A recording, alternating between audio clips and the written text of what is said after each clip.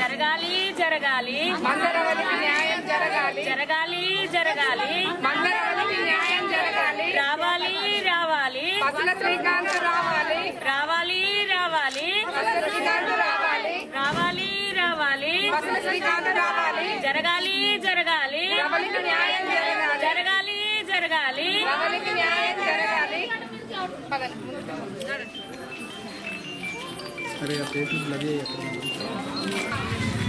ఏది వాళ్ళు ఎక్కడికి పోయి ఆగి రావాలి రావాలి రావాలి రావాలి జరగాలి జరగాలి రవలికి న్యాయం జరగాలి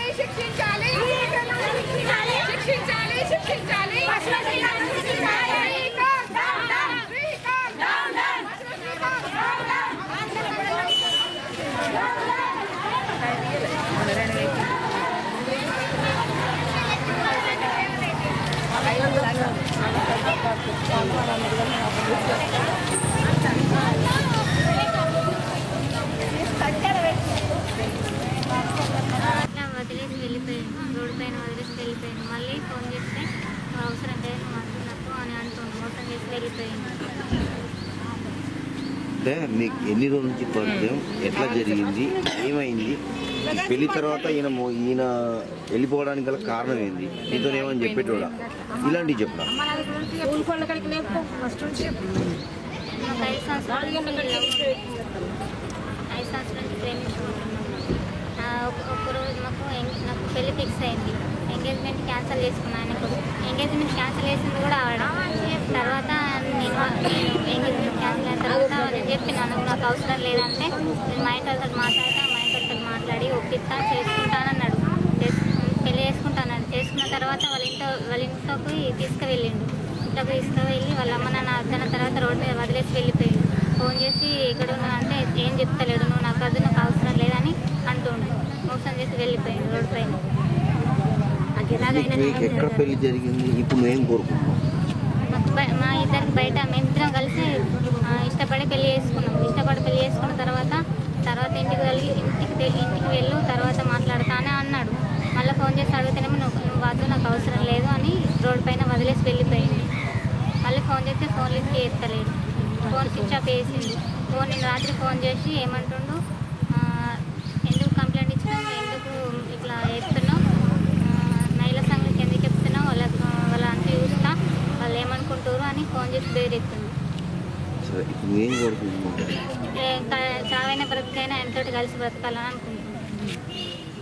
అందుకే మహిళా సంఘాల గురించి ఆశ్రయించి ఎలాగైనా అతను రప్పించి న్యాయం జరగాలని కోరుకుంటుంది.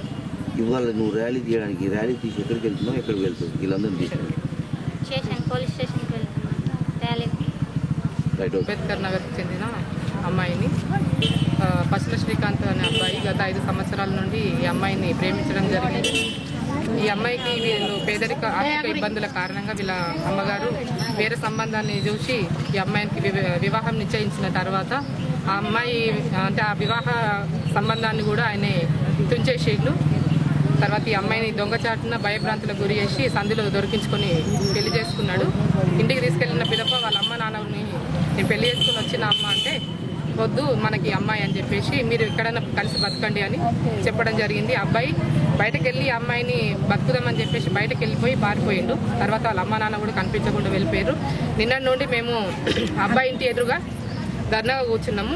అయినా కూడా నిన్న నైటు అమ్మాయికి ఫోన్ చేసి మహిళా సంఘాలు అంతా చూస్తాను, ఎవరు వచ్చినా కూడా నేను నిన్ను ఏలుకోను, నాకు సంబంధం లేదు అని చెప్పడం జరిగింది. అందుకని ఈరోజు ర్యాలీగా స్టేషన్కి వెళ్ళి అమ్మాయికి న్యాయం జరిగి అబ్బాయి ఏలుకునే విధంగా చర్య తీసుకోమని చెప్పడానికని వెళ్తున్నాం. ఆ అబ్బాయి గత సోమవారం నాడు వివాహం చేసుకొని పారిపోవడం జరిగింది. దీని విషయంగా ముందుకు వెళ్తున్నాం.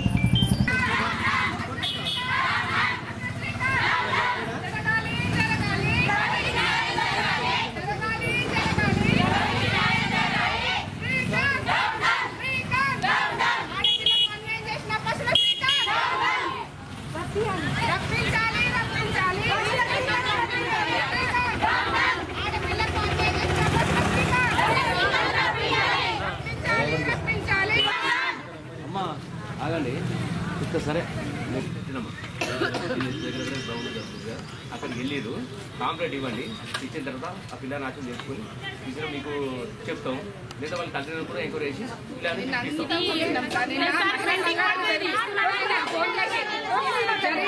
జరిగే ప్రసక్తి అస్సలే లేదు. నిన్నంతా కూర్చున్నా కూడా ఎవరు కూడా అక్కడి వరకు రాలేదు. మీడియా కూడా కవర్ చేసింది, న్యూస్ పేపర్లలో కూడా వచ్చింది. ఇంకా ఉన్నాడు సార్ చేసుకొని దొంగచాటు వెళ్ళిపోయిండు. అమ్మా నాన్న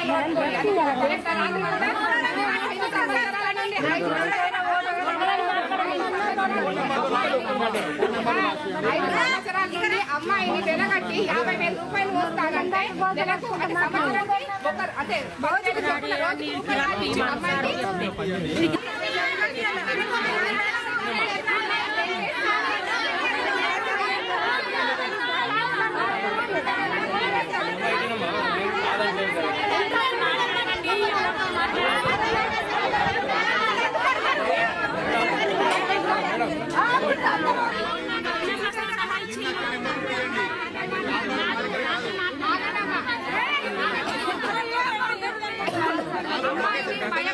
గురి చేసుకొని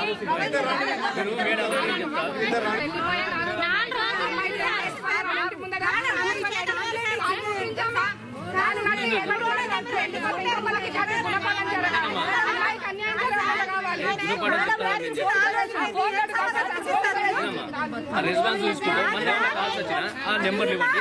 మేము ఇమీడియట్ గా ఇమీడియట్ గా వినమ్మా మేడం, ఇమీడియట్ గా ఎస్పీ గారు పంపిస్తాం.